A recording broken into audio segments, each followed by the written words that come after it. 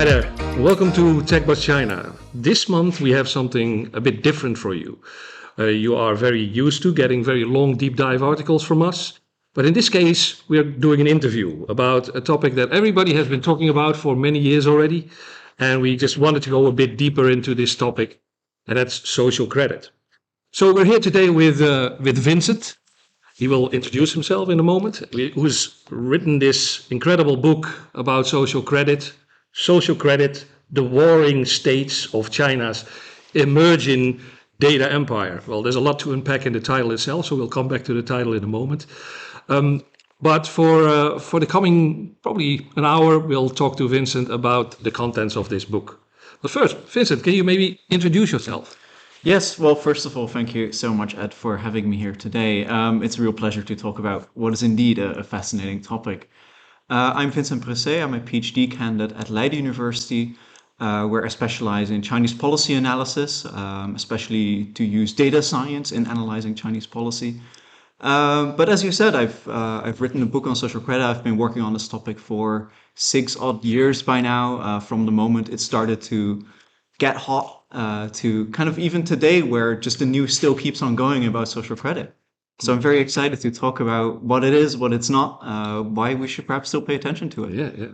Well, first off, I think that's back in 2018 when there was a lot of myths going around about the social credit system. I myself wrote an article about I think I called it like this in Dutch, the social credit system is not what you think it is. And later on I translated that into English, being like the 5 biggest misconceptions of social credit. But I've never actually, what you've done, also written a book about what it is. I mostly wrote about what it's not, which I found most fun. But why write a book about the social credit system and what it is and what it's not?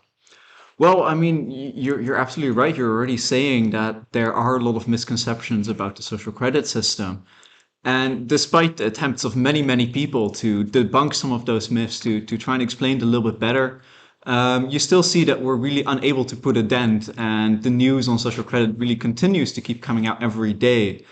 And then the second thing is, as you said, that even though many of us have tried to debunk or tell what social credit isn't, there has been no systematic attempt of then telling the story, so what is it? And so in the book, kind of my goal for myself has been to what I call reconstructing the jigsaw puzzle of what the social credit system is. It is not this one thing that we can easily just say in a few lines, this is what it is. Because if you are to go to China, you ask 50 government officials what they think what social credit is. The first half are all going to tell you something different. The other half are probably going to look at you like, what are you talking about?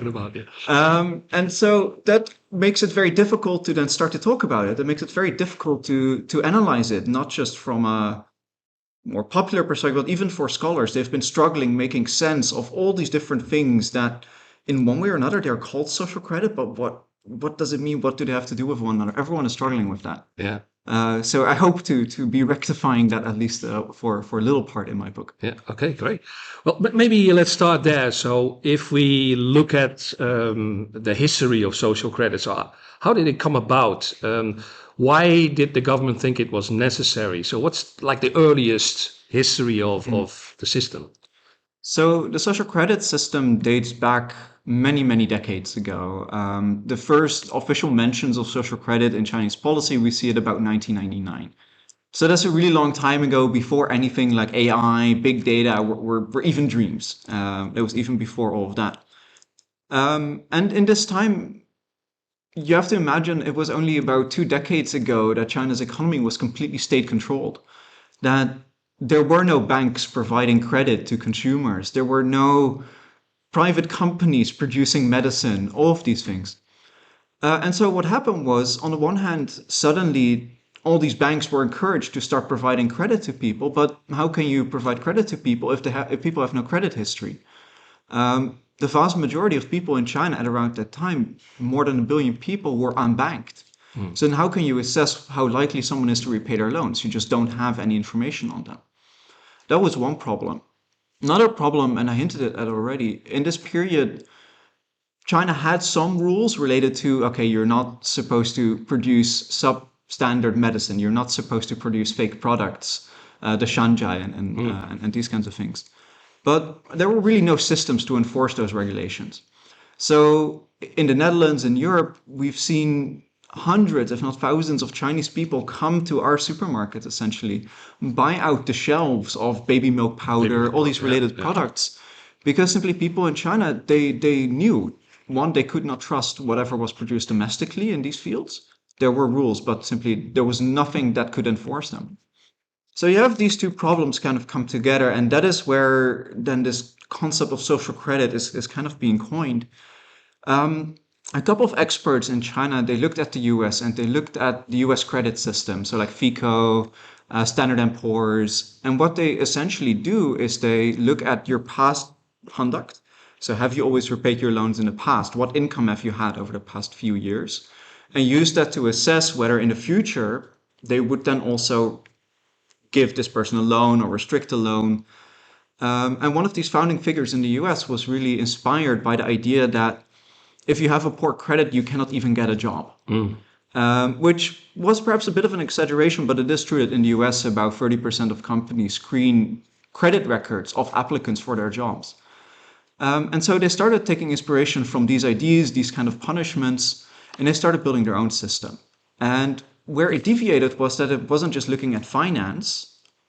They were also thinking, well, we can also apply this principle to market regulation. We can also apply this principle to food regulation, make sure that the food that we produce is safe. We can also apply it to medicine production. And once you've created this link, you say, all right, credit can become much broader than just finance. It just expanded and expanded and expanded, kind of ever thereon, towards some of the stories that we've then also heard in Europe and beyond. Yeah. Because like you said, it expanded and it quickly became more than just a financial creditworthiness thing. And it also went into somebody's social behavior, right? Like being a good citizen. To a certain extent. So in 2014, and this was really this big milestone where everyone suddenly started hearing of the social credit system, there was this big plan, the planning outline, it's called.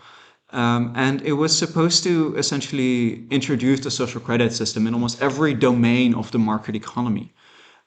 So, do you produce substandard food? That may be that may be something to include in the social credit system. Do you cheat on exams? Well, perhaps that's something to include in your social credit system. Do you jaywalk on the street? Perhaps that is something to include in the social credit system. And that goes back to this principle of looking at someone's past behavior to assess their future, kind of how you should respond to them in a regulatory or financial capacity. That principle is really, really vague. And in China, no one really figured out what it meant. It was just the government saying, we want everything and just see how it works out in the end. But as it turned out, a lot of these social initiatives, they were rolled out in pilot cities across China. There were indeed cities that either talked about, can we look at, how often someone jaywalks? Can we punish people for eating on the subway, for those kinds of things? Those also became very controversial very quickly in China. So a few years after these first pilots, they had all been shut down because people in China just thought it was too much to use a social credit system, whatever that means, right? To punish people for these really kind of social behaviors. So basically, long story very short, there have been pilots where they really looked into kind of more like social behavior. Those have all been shut down or been condemned to really the fringes of the system. And now really the social credit system is all about enforcing legal compliance. So that is only about hard regulatory norms, about your food safety in your restaurant, whether you're always honest as an accountant, whether you don't cook the books, whether you always pay your taxes on time. Nowadays, it's really only about those hard regulatory norms. And that doesn't make it any less problematic, and we can return to that as well. We will. Because law in China is not nice. Yeah. It's not always nice. But it's no longer about all these kind of subjective behaviors, such as whether you eat on the subway, how many hours of video games you play. Those are ideas that have been considered at some point, and in some cases even trialed in pilots, but that have all been considered unsuccessful or too controversial to basically continue working. Yeah. So you talked about some of these pilot cities, and I think that some of the stories that came out of some of these pilot cities and what different places all over China were doing were also sort of the cause and the source of many of the misconceptions that there are about the social credit system in the West. Can you maybe tell us about some of these misconceptions and where they came from and why they are wrong? Yeah, so I mean, indeed, I've probably already started making it more complex than it needed to by talking about all the different things that started and were not continued. But indeed, so I mean, first things first, the social credit system, we know it in Europe as this Orwellian super system that scores people based on their behavior, transforms everything you do in your daily life or online into some algorithmic magical score that determines whatever you do and whatnot. That is 99% false. So there have, and then you get again to the point of these quirky little pilots, there have been a few pilot cities that have trialed citizen scoring systems. But really, again, these were generally considered unsuccessful, uninteresting. Generally, they did not even punish people for anything. They were just like loyalty rewards programs. And they were all shut down. Really, a social credit system now, it's all about legal administrative procedures. It's a lot more boring, really. It's about a government official looking at a document, putting a red stamp on that, uploading that document to a social credit portal, and then that's it for the most part. But in any case, there's no scoring involved there. That gets then to the second point is it's not really a high-tech system. So, I mean, again, I already mentioned the moment that people started thinking about social credit in 1999, what is possible today could not have been imagined in terms of big data, AI capacities. And even today, you see that China's government really is not doing anything too high-tech. They're taking these documents that have been laying in dusty filing cabinets across China. They're uploading them to government portals and sharing them with the public for the most part. And so the idea behind that is that, say I'm a food safety regulator in Beijing, that, one, I upload all the things that I do to my portal, but that I can then also access whatever the food safety regulator in Shanghai has been doing. That sounds very simple, and that sounds like something that in many European countries, in the US, that we may already have. I mean, when I go to the UK, I can find the food safety rating of my favorite pub online immediately without any hassle. In China, that just didn't work that way. China's government used to be not digitized at all. I mean, the very first time they used a fax machine was in China, just to give some impression. So really, social credit system is not particularly high-tech, or perhaps not even high-tech at all. It is more like taking glorified spreadsheets online, essentially. And then the third point is, we already started mentioning it, is it doesn't really care about your social behavior. It does not look at whether you buy beer to say, oh, you buy more beer instead of diapers, so you're less trustworthy. It doesn't really do these kinds of things. Despite what the ABC was saying in that documentary, right? Yes, and so this again goes back to one of the stories that you see happening throughout social credit coverage is the story about buying beer or buying diapers is an idea that was once floated by, I think, the CTO of Ant Financial, so the financial subsidiary of Alibaba. And he floated the idea that, well, again, we go back to this point of there being no system for how a company could assess how likely someone was to repay their loan. So they thought, but we have big data. We can do this better. So what if we say, in the words of the CTO, that, well, we can look at people's purchase history. If you buy a lot of beer, that doesn't make you trustworthy, right? But if you buy diapers, you're probably a parent, and parents should be more trustworthy, right? That was an idea that was floated by Ant Financial CTO. That was never implemented in practice, and there's no evidence that would even work. But so that idea that was floated by the CTO of a company that already had a very peripheral role in the social credit system in the first place was then taken to become national policy. And so the story of smaller ideas kind of being conflated with a whole super system that would be rolled out China-wide is kind of something you see happening at all times. And so that's the same that happened with stories that you could not charge your car if you had too low of a social credit score. I mean, complete nonsense. But that happened because there was a private company that rolled out a system where if you had a high enough Alipay score, essentially, which basically assesses how well you put back your shared bikes, if you don't destroy your shared bikes, if you pay your end financial loans on time, kind of like that. They said, well, if you have a good score on there, you can charge your car and only then you have to pay. Instead of you have to pay a deposit first and only then can you charge your car. That story then became extrapolated to say, well, everyone in China needs to have a good enough score to charge their car in the first place, when everyone could charge their car, it just needed to pay a deposit or not. Yeah. I think that's one of the big problems in general with China. I mean, you still now see these video clips, which I think were made in 2019. It's not related to social credit, but it's another example. In 2019, of these students sitting in a classroom with these sort of helmets on, and they measure their emotions. And if you dig deeper, it was like one experiment by one crazy company in, I don't know where it was, Nanjing or Hangzhou or somewhere. And that is still going around the internet, and look what the Chinese are doing, as if it happens in the whole country. But at the same time, it was shut down by the government because they didn't agree to the experiment. So that's basically also what happens with the social credit myths then. For a large part, yes.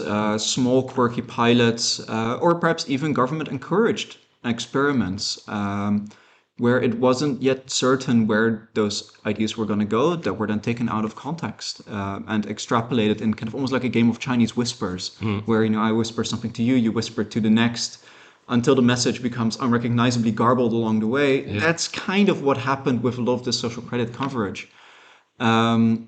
And that doesn't mean to say at all that there's nothing problematic about social credit, and I'm sure we'll get to that as well. Social credit system is deeply problematic for many different reasons, but it's not high tech. It's not based on scoring, or at least 99% not based on scoring. And it's not particularly looking at social behavior. It's looking at legal compliance, which frankly is very boring. Yeah. So, but there is this system though that has a big impact on people, which is the system of the blacklists, right? Yes. So, and that is an existing part of the credit system. Could you maybe explain how they work?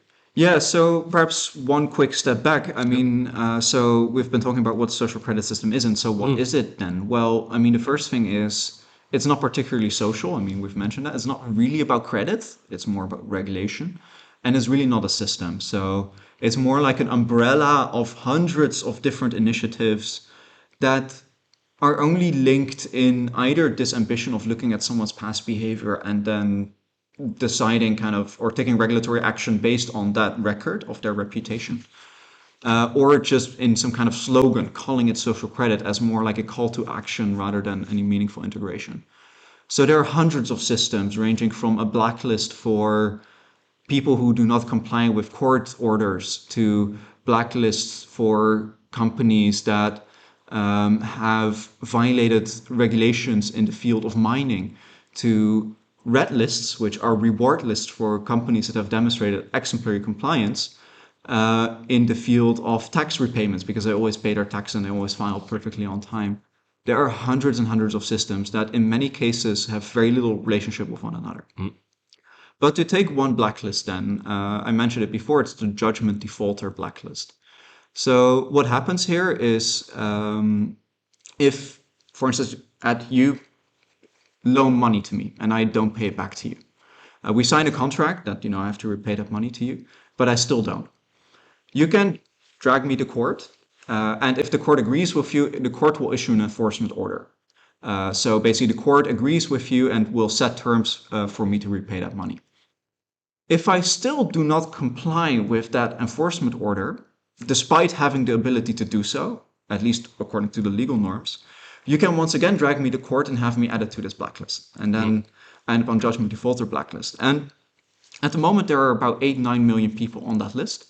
And what happens to people on that list is you're no longer allowed to do anything that the Chinese government considers luxury. And that becomes problematic really, really quickly, because you're no longer allowed to travel by high-speed train. You're no longer allowed to fly, because Chinese government considers that a luxury. You're no longer allowed to buy cars, buy houses, rent luxury apartments, stay in hotels. you're no longer allowed to send your kids to a private school. You're still allowed to send your kids to a school. You're still allowed to take a regular train, just not the high speed and not the expensive private schools. And the Chinese government considered that a luxury. But you also see how that becomes problematic really, really quickly, because we found companies on that blacklist for not repaying a fine of 500 RMB. That's not a really proportional punishment now, is it? We've come across companies or individuals who were not notified that they had an enforcement order against them, so who were restricted from taking the train without knowing they did anything wrong. So they only found out at the train station that there was such a blacklist. There were kids who were kicked out of school because their parents, even after a divorce, and so their mother was on a blacklist, but the mother had no custody over the child due to a divorce. The kid was still kicked off school. There may be some kids for whom going to a private school is the only way to go to school if you have special needs. There are a lot of these stories that you can break down about a principle that sounds fair, restricting luxury purchases because you have enforcement orders against you. But in practice, it's a really draconic measure, really, that in many cases is applied without any concern for the people that end up on such a list. Yeah. Yeah, basically the idea is if you can pay for these luxury things, you should also be able to pay for your loan back. That's the idea behind it, right? That's the principle, but you can imagine that if you're talking about a loan of a couple 100,000, perhaps you have to take a high-speed train to be able to do your work to earn back that money. Yeah. Perhaps the court thinks that you can easily sell a kidney, but I'm exaggerating here, of course, but there is research out there in China, not done by European scholars, but actually by Chinese scholars in China, who have said that the courts basically just add everyone to the blacklist when they have the chance to. Because the courts are incentivized to resolve this issue of enforcement difficulties. Like the courts are under a lot of political pressure to enforce certain rulings. And so what we've seen is then you end up with those cases that they add someone to a blacklist over 500 RMB or over something really, really small, or perhaps that they cannot do anything about due to force majeure, just to get their numbers up to show, we've recovered this amount of money from our judgment defaulters. And really, this is a much more boring story, of course, than anything about the big scary AI. It's about legal norms. It's about how the courtroom works in China. But really, those are big problems that I think are genuine in the social credit system and that the government is partly aware of, but also insufficiently so still. Yeah, I can totally imagine. I mean, as we've seen in many other cases, when things become a KPI or a target in China, there can be all kinds of problems related to it that roll out of it. So you mentioned not being able to buy luxury, and I think this touches on a different aspect. Even though you said it's not very high tech, and we can go into what people think that the high tech could be in a moment, but it does involve a lot of data sharing between different departments of the government. I mean, if you end up on a blacklist, other luxury shops, the hotels, etc., they need to know. So it does involve a lot of data exchange, right? Absolutely. And so then we get back to this fundamental idea. One of the problems that the Chinese government was not able to enforce these regulations was because if I owned a company and I would be punished for, letting rats run amok in my kitchen, for instance, if I own a restaurant, the Beijing government would close my restaurant. I would just go to Hebei, a few streets over, and just start a restaurant again, and no one would care. And that was because they did not have any information sharing systems. So really at the core of the social credit system is what I essentially call these glorified Excel sheets. It's about taking all of the data that have been collecting dust in filing cabinets with the big red stamps on them that you see everywhere in China, to take them online so that other government agencies could, I receive an application for a food production plant. Let's take a look if there are any records from other provinces, what's happening there. But also for the public, so that the public could see what companies they should not do business with. And then you get into kind of the idea that the social credit system was also supposed to enable naming and shaming. We've seen cases of citizens being publicized at the introductions of movies, where you suddenly see a lot of citizens' faces on your movie screen because they are untrustworthy because they did not repay their loans, for instance. Again, we can talk about whether that is GDPR compliant or in the China context, PIPL compliant, the Personal Information Protection Law compliant. But indeed, this information sharing was for that reason exactly a fundamental aim of the social credit system. Ironically, even that seems to continue to run into issues.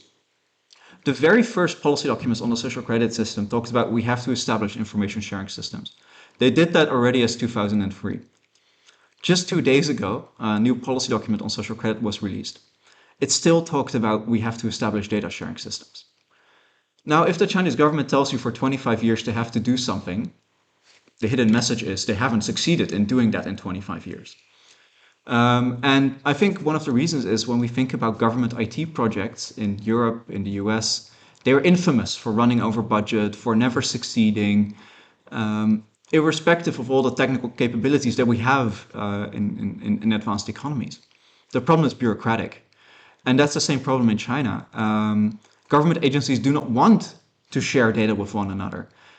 Or perhaps they want to share data, but only in their own format. But then the other government agency does not use the same format.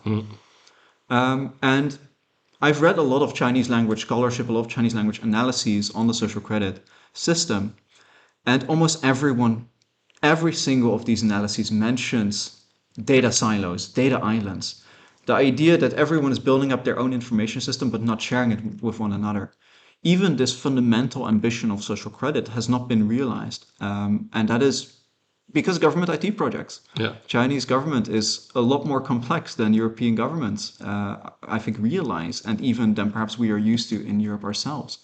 And that makes it very difficult to bring these ambitions come to life. With one caveat is that this is not a story to justify the social credit system. This is where a lot of problems comes in. Because I just mentioned a lot of people do not get notified when they land on a blacklist. Why is that? Because these information sharing systems don't work. So in many cases, on the one hand, information sharing would make the social credit system more scary, but also the lack thereof also introduces a lot of problems into that system. Okay, one interesting thing you just mentioned, that you have data silos and there's government departments that don't want to share data. Is that the reason for the title of your book? Yes, absolutely. So perhaps for those a little less aware of Chinese history, the Warring States essentially refers to a period about 2000-ish years ago, where, and this is a repeated pattern in Chinese history, where this unified China breaks down into all little small kingdoms that all fight over their own jurisdictions, over direction and all of that. And so indeed, that's the idea behind what we see with the social credit system, and how I try to talk about it in the subtitle is you see a lot of these local governments fight with one another over getting access to data, over the direction of the social credit system. One government does something, another government does something completely different. And it's impossible to bring this together to some kind of integrated whole. And in a way, that is good, perhaps, as like speaking as an observer, because a social credit system that would be completely integrated, that would have all of these high-tech features, would be problematic. On the other hand, you see that this fragmentation of the system brings about also a lot of problems for citizens, for businesses that have to deal with that. Because as a business, essentially, what may be completely fine, or at least what may be completely ignored in one city, could land you on a blacklist in another city. And as a citizen, in some city, you may be punished for jaywalking through the social credit system, although not anymore, but until 2021. In some cities, that may, again, be totally fine. It just really depends on who you run into. Yeah. And for the central government, that is also dangerous, because that then threatens these fundamental ambitions that they have set out for themselves to create this good information sharing environment where companies do know, okay, this is a company I'm doing business with. I can see all their records. Okay, I can trust them. So there are a lot of problems also that are associated with this fragmentation of the system. Yeah, it reminds me about basically the health code systems, which ran into the same problem, that every city had their own health code. I think in the book you also talk about the impact of the health codes on the social credit system, right? Can you tell something about that? Yeah, so I mean, I just already mentioned this year 2021 and this is where the health codes essentially also come in. The social credit system has changed a lot over its course, and the COVID pandemic was another turning point there. Because at first you saw that suddenly a lot of companies were landing or could land on blacklists because they could not repay their loans because their city was in lockdown. So suddenly all these government agencies had to think about, oh shit, we have a problem, we have to do something about this. But also citizens, they started to experience more and more that surveillance or that data gathering of the government could also be used against them. And so awareness of surveillance, of personal information protection was growing in this period. And that led to backlash on some social credit initiatives. One was a pilot plan that was launched by Hangzhou's Health Commission, which basically was to merge the health code with the social credit system. So they wanted to create a health score, which would not just take in, how likely you are to transmit COVID, but also, how much do you exercise, all these kinds of things. That plan ran into so much outrage online, even from within Hangzhou's government, that the plan was cancelled within 2 days. And that was one example where you could see that citizens were becoming aware of how the government was using their data, that in some cases that had become very ambiguous, was with regards to use of health data, but also with regards to cracking down way too hard on eating on the subway, on jaywalking, all these kinds of things. And that led to people kind of claw back a little bit, and led to a lot of legal criticisms on social credit. And interestingly, the government was receptive to these criticisms. Already starting 2019, but especially 2021, 2022, the government essentially banned all of these practices of collecting health data in a social credit system, collecting data on minor behavioral violations, such as not walking your dog in the right way or letting your dog poop in areas where it's not allowed, jaywalking. They were all like, this has no bearing on on credit. So this should not be something that the government should crack down on in such a way. The government appeared receptive of that, and they've actually banned a lot of these things, which is very interesting. And I think there's a parallel between then how later also the health codes were handled. In 2022, there was a case in Zhengzhou where local authorities used health codes to restrict people from protesting. And again, that led to a lot of outrage, even within the system, about arbitrary use of government power. The lockdowns led to all these concerns of arbitrary use of state power. And I think the lesson for social credit, but also for a lot of surveillance initiatives outside that, is that, as crude as it sounds, it's very easy to ignore the most outspoken dissidents getting lifted off their beds at 3 a.m. at midnight. Yeah. It's not easy to ignore if there's a real-time morality score tracking you everywhere you go, or a health code, or whatever you can think about. That you jaywalk once the wrong time, you get a notification on your phone that says, sorry, your social credit score is too low. You can no longer take the subway now. Yeah. Shit. And I think that is what we've seen happen with both social credit system, with the health codes, with the COVID lockdowns. Surveillance in China is still expanding. But every time that they try to go one step too far in not just targeting people who are a threat to the Communist Party, but also people who have little interest in politics or know to stay out of the Communist Party's way, once it also starts to target them, the middle class, even the elites within the system, then there's a lot of resistance. And the social credit system really changed direction in those years to ban all of those behavioral experiments and now go into what is really more a lot about legal compliance in mostly the way as we would also see it in Europe, just in different forms and shapes. Yeah, two things that I'd like to mention about what you just said is I'd really like to have seen the officials in Hangzhou actually try to build that system, because it went into things like how much baijiu you drink and how much cigarettes you smoke. I mean, how much you walk on a day. I can imagine that if you link up with your Xiaomi Mi Band, to your Fitband, that's feasible. But how are you going to measure all of this stuff?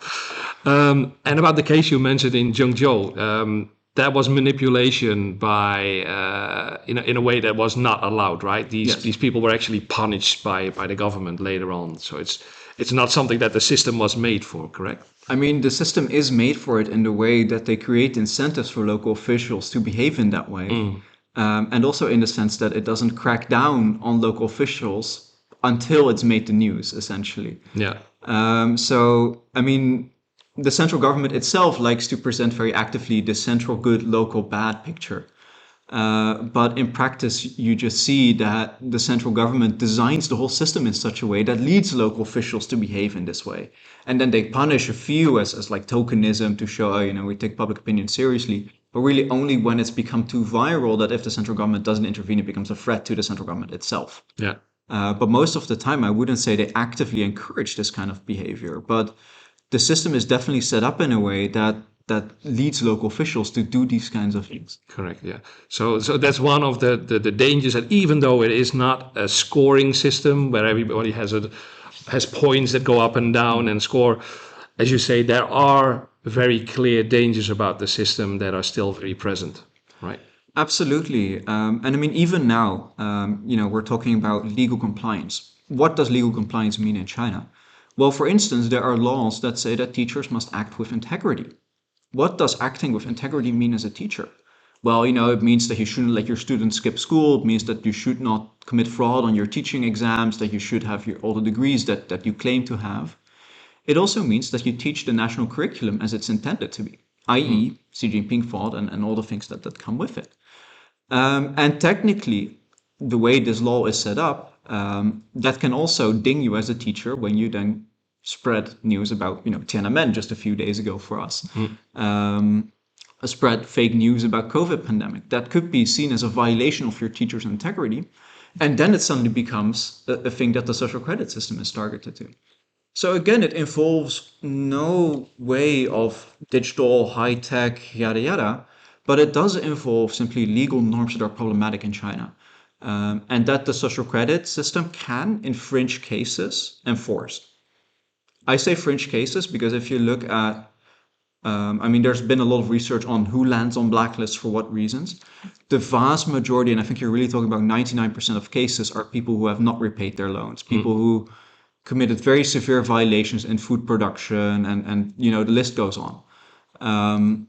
But there are these fringe cases where, because these legal norms in China are problematic, it can also be used as kind of like a one-up to target dissidents or people who have quote-unquote problematic ideas. Yeah. Technically, I should say that the state has a lot blunter instruments to target those people as well. It doesn't need the social credit system for that. But it can, and it can be kind of an extra step that they do to really limit the last little bits of possibility to kind of work your way around it. Correct. Yeah, I think you touch on an interesting point there, because as I myself also explain to people, the social credit system is basically a tool to enforce laws and penalties, right? You've been punished for something, and to live up to that punishment, for instance, by paying a fine or whatever, that's what the system is for. So it's much more of a reinforcement tool. It's not the law that you've broken itself. And therefore, if there's problems, then mostly it's not the system that enforces it, but it's mostly of the time it's the law behind it that is questionable, right? For the most part, yes. In some cases, the social credit system enforces laws as like a secondary punishment. You do not comply with the legal enforcement against you, so we punish you with the social credit system. In some cases, social credit system is the primary punishment. So you violated the law, now we punish you with a blacklist that falls under the social credit system. In all these cases, it is indeed first the law that you've broken, not something about the social credit system. And I suggest we don't talk about the law, because then we'll end up spending here the entire evening. We won't do that to our viewers. So. No, and that would also get really boring. Real. No, but so indeed, in those cases, really what we should question is the law. The secondary problem, though, still is that although the social credit system does not introduce any entirely new legal requirements on companies or on businesses, it does introduce new ways to enforce them and new ways to work with these laws and regulations.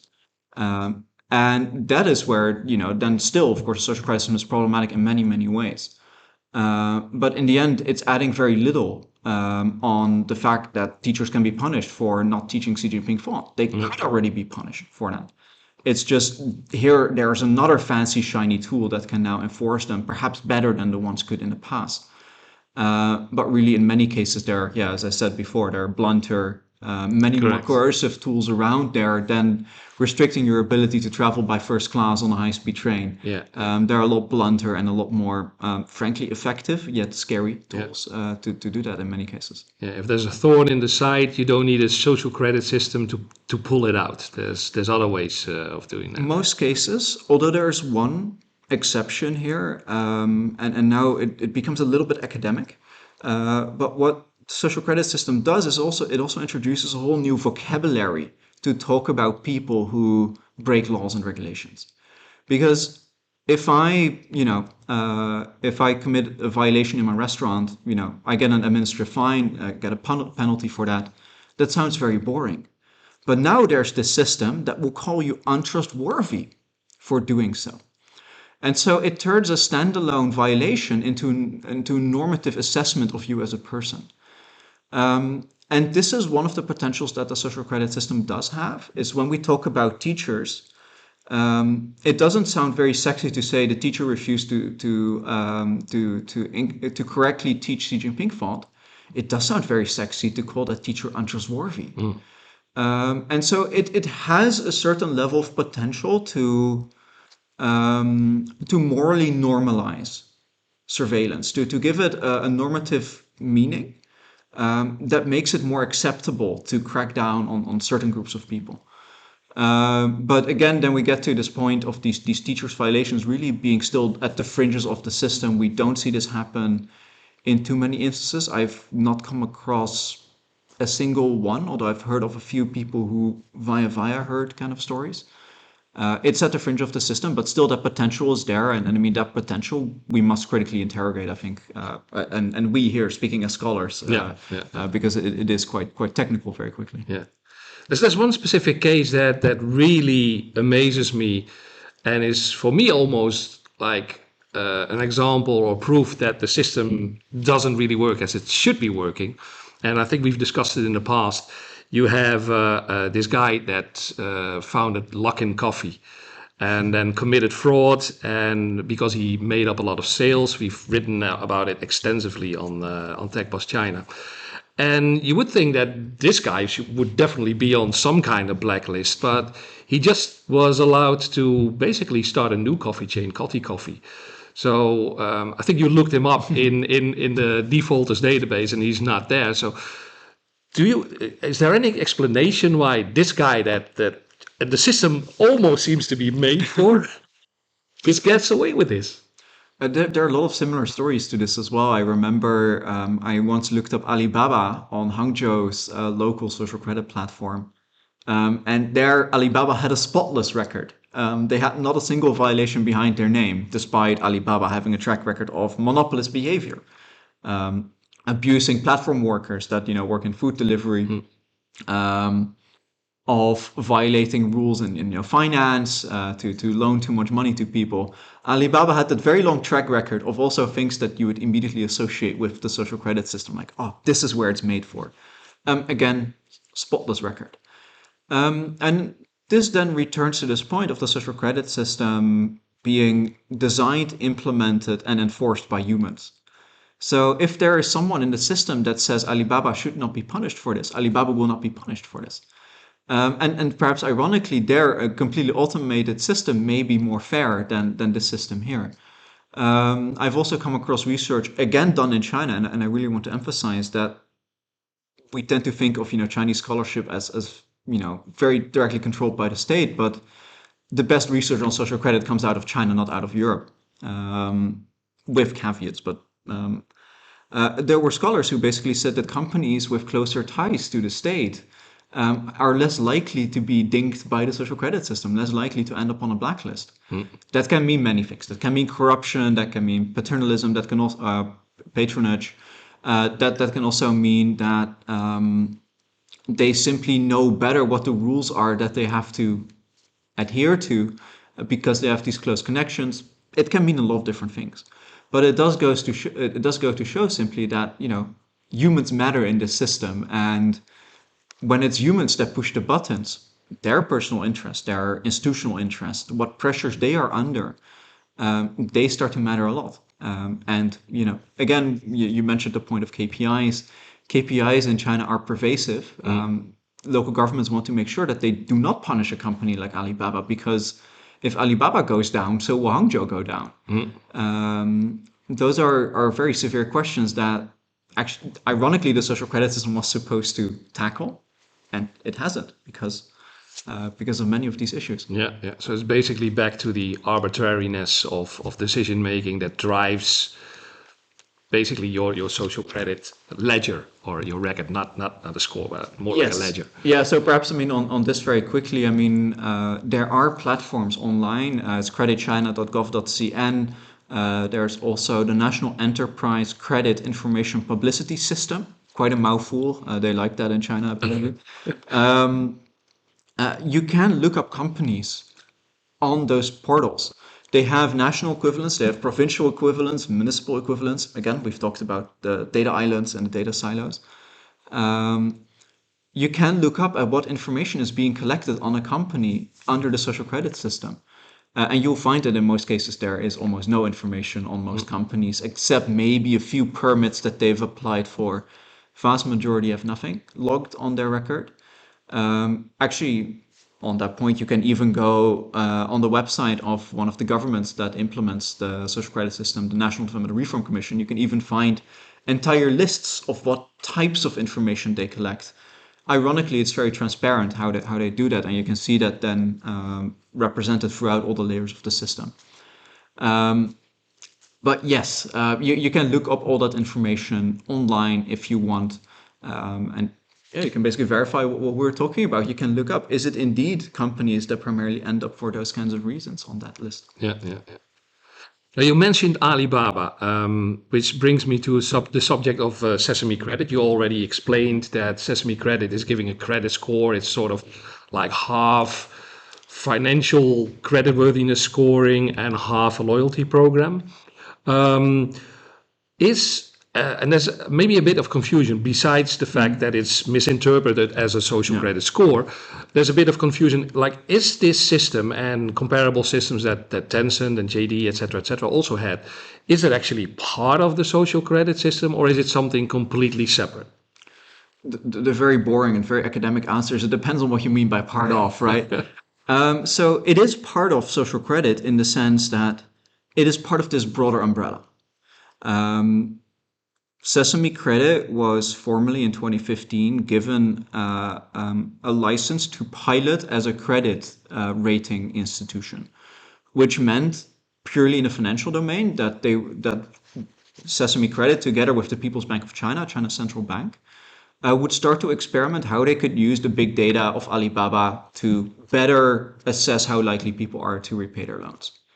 That was, in that way, government supported. It was the People's Bank of China that authorized Sesame Credit together with 7 other companies to do all of that. Now, is it then part of social credit in the sense that it forms an integrated system with it, or follow, like there's any data flows between? No. In fact, Sesame Credit, just 1 or 2 years after it started piloting its system, it was denied a credit license by the People's Bank of China. It was denied a final credit license. And that was because the state considered it dramatically ineffective. And perhaps that was a precursor to the tech crackdown, the tech rectification campaign starting 2020, when Jack Ma disappeared for a month from public view. He laid low. Don't say disappeared. He went off screen for a while. I just had a big discussion with somebody that said that he was in some kind of re-education camp for 2 years. So there was probably a certain degree of enforced lying low. But yes, I don't think he ended up in a re-education camp in Xinjiang of any sort. No, but so it was denied a credit license because what was happening was Alibaba is a payment provider. It has, Alipay. It is a marketplace through Taobao and all these platforms. It is a provider of loans that it actually recirculates from banks. So banks give money to Alibaba, and Alibaba then loans it on to customers. And then finally, it was through Sesame Credit. It was also becoming the assessor of how much money you were allowed to borrow. So it's not difficult to see the problem there. There's a huge conflict of interest because Alibaba want to loan as much money as possible because they will spend it in their marketplace. So there was a huge conflict of interest. That was problem one. Um, Problem two was that the whole system didn't work. So you can now, and I mean, many of my friends from China, they still have Sesame Credit installed on their phones. And what it basically is, it's a loyalty rewards program. The more you shop at Alibaba, the more you use shared bikes. As long as you don't throw your shared bike in the canal somewhere, perhaps that's an Amsterdam thing more than a China thing, but as long as you don't damage any of the shared goods, the more you use them, the higher your score will be. Yeah. So it's a loyalty rewards program for shopping at Alibaba, but there's no scientific proof or any form of proof really that any of these systems ever had any predictive value for how likely someone is to repay their loans. So that's when then basically People's Bank of China said, yeah, we don't like this. And it didn't formally shut down the entire system. It denied it a credit license. And now it's basically a peripheral system that is still being used in some gimmicks. Like we've talked about, being able to charge your car without paying a deposit, but first charging and only then paying.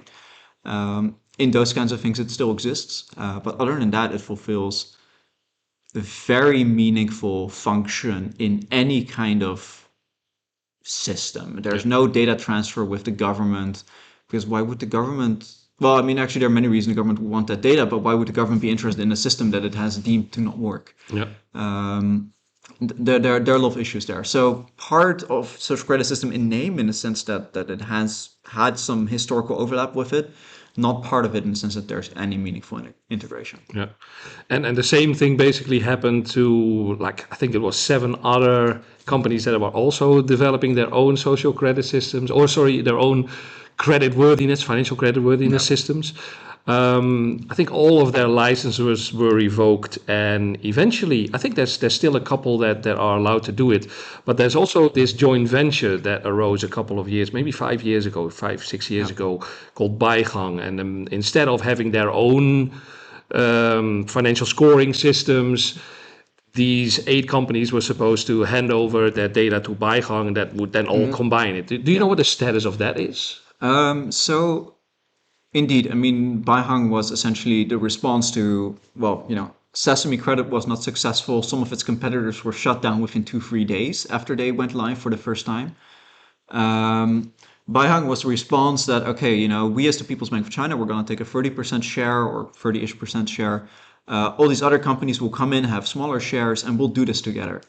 Now, if you are a tech company and data is your new oil, or whatever the new motto for that is, you are not willing to share your data with the government. You're not willing to share in a joint venture with your competitors.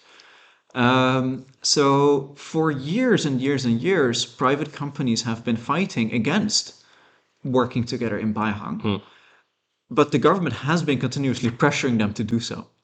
And the tech crackdown, I think, in this regard was again kind of like a moment where the government was saying, okay, but now you're really going to have to cooperate. And so some of it has happened.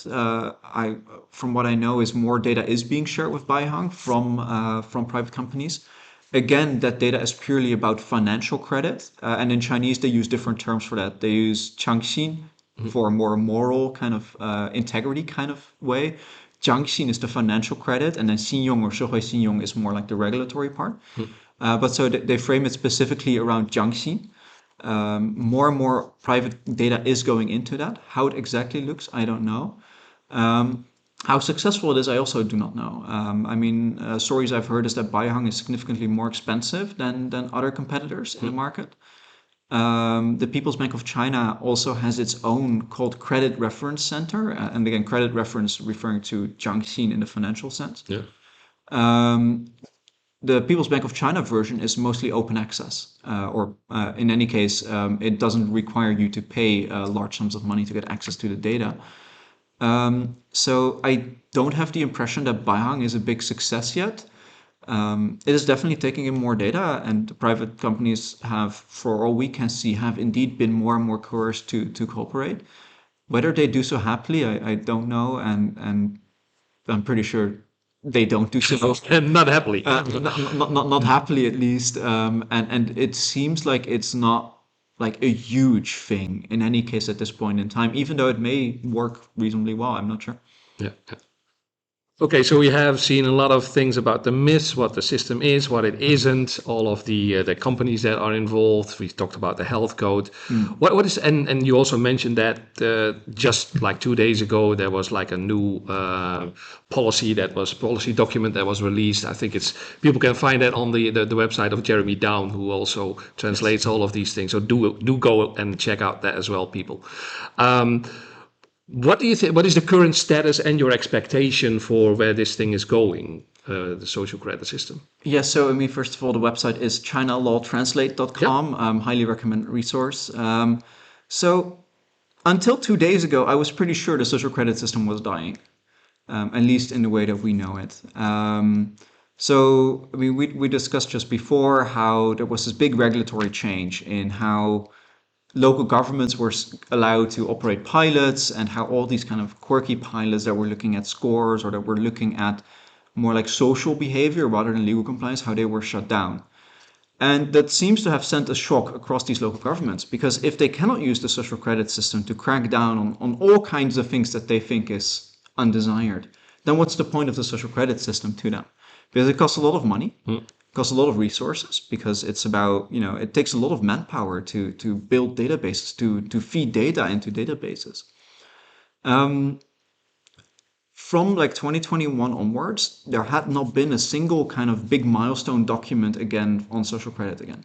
The government had been silent essentially for 3 years. It had released a draft of a social credit system law, and that was a complete mess. Again, kind of really showing that everyone was at a loss of where to go next.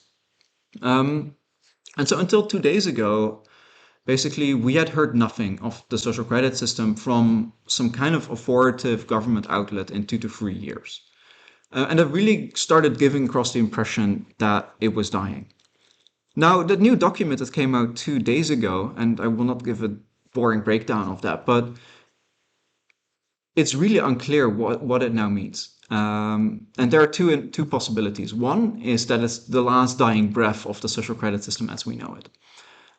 That authorities are trying to give it one last go to get some things moving, but that there simply just isn't enough interest and not enough money, not enough resources on local governments to do anything with it.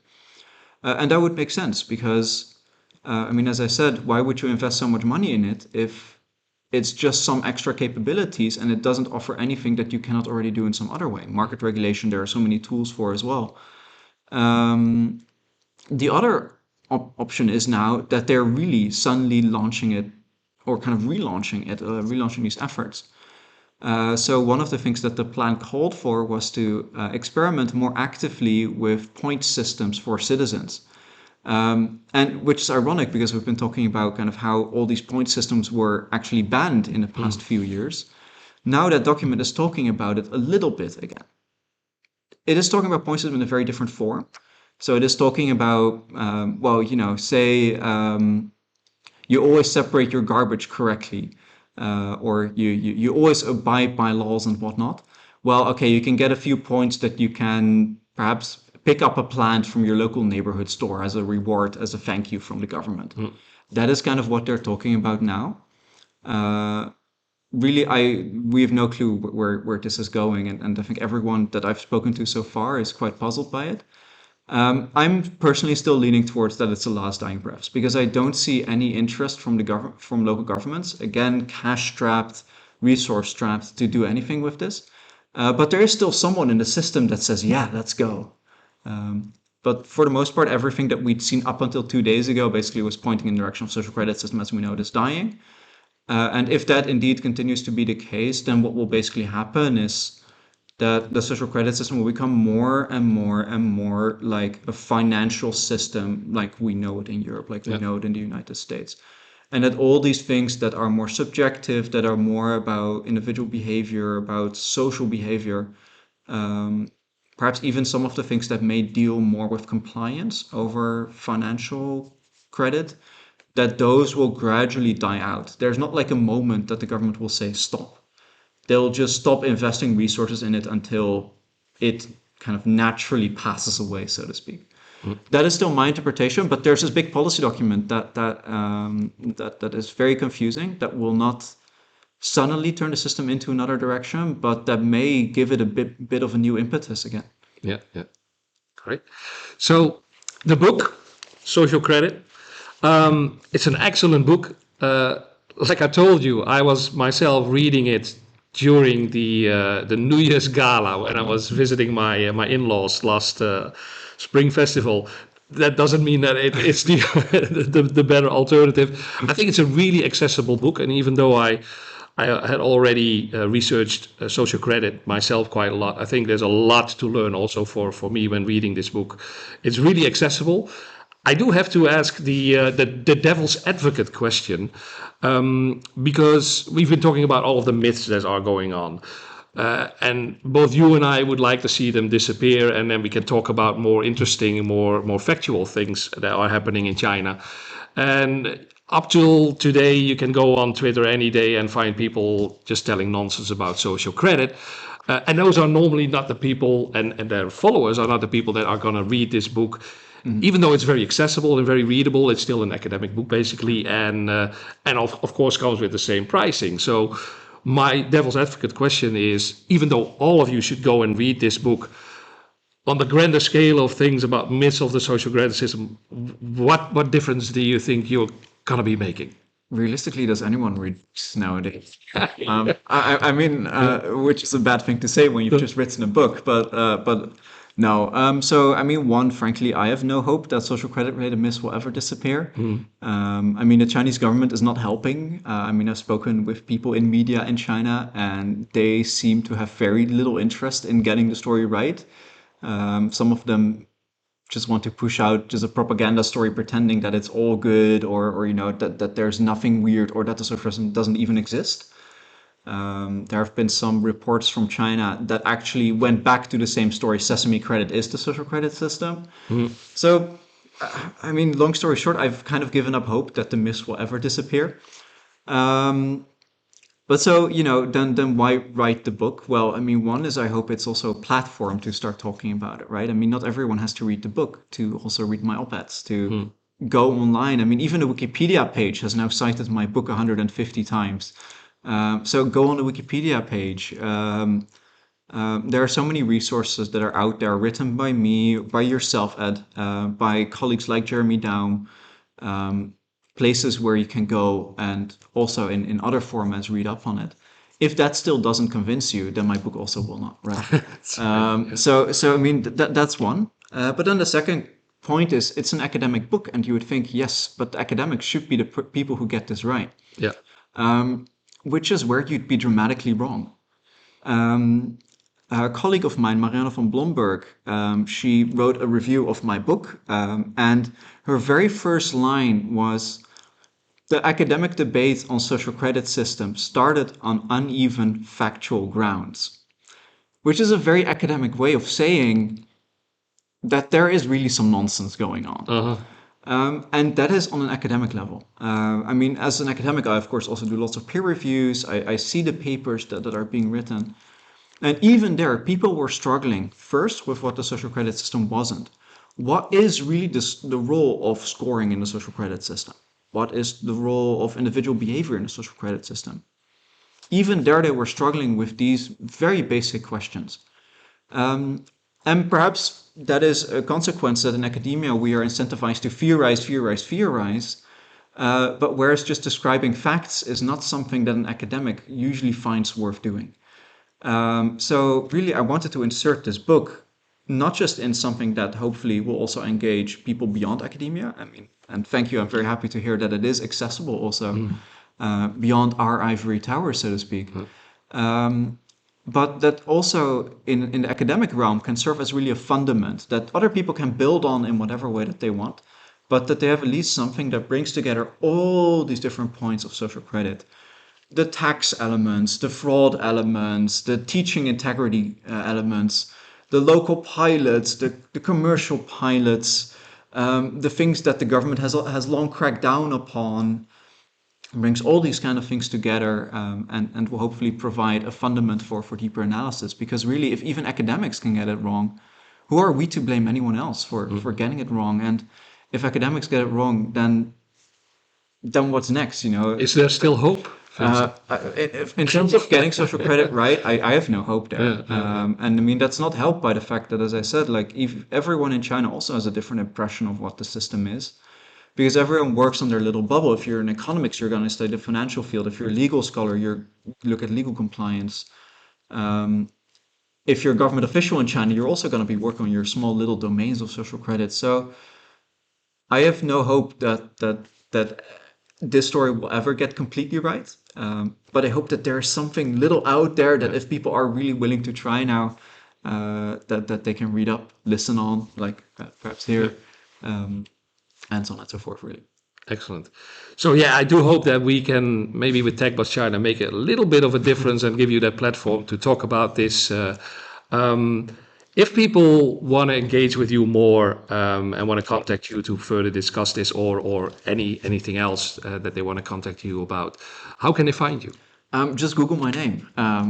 The Google has the nice element that there's now like an offer panel where you see my face and you see that I'm an offer and all of that kind of stuff. And that brings you to basically all my channels, LinkedIn, X, my work email. You can all find that there. So if you have any questions, comments, I'd love to hear from you. So find my contact details in whatever way that suits you via the Google info panel and get in touch. Yeah, and we'll link to a page where people can buy the book and to your contact details in the show notes and wherever we embed this video. Brilliant. Okay. Thank you so much. Thank you, Vincent.